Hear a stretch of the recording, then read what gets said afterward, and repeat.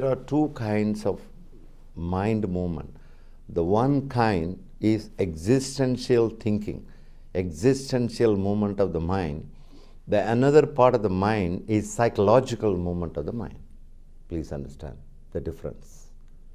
For example, I am speaking now. To speak something, I have to use my mind. I have to pick up a few words, isn't it? I have to use certain knowledge to speak, to perform the speech, isn't it? So mind is useful here, isn't it? Probably you can call this way, the useful mind and the useless mind. Maybe better. Instead of calling big name like existential and psychological. It's easy to understand. The useful part of the mind and the useless part of it. That's why I often say, mind is neither good nor bad. No, it depends on how we are going to utilize the mind, use the mind. One can use it in the right way. It's such a tool.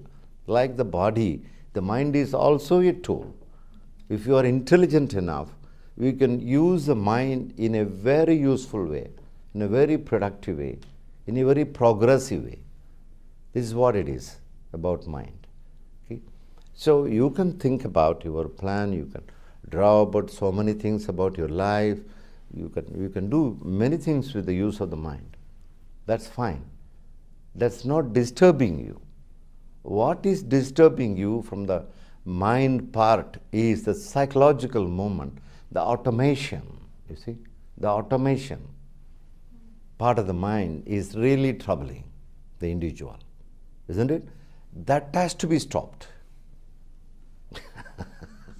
In fact, if you stop that part of the mind, the automation part of it, which is creating frustration, which is the cause for the frustration, anxiety, depression, worry, fear, and so many things like that. That is the psychological part of the mind, automation.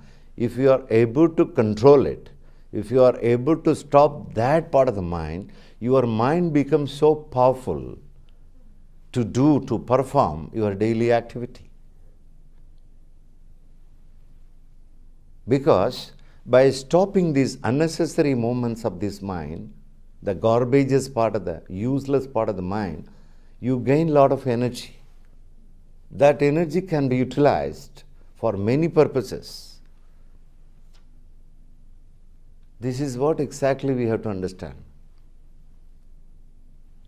If we don't do it or anything on this part of it, the mind keep on producing so many unnecessary automation, psychological automation.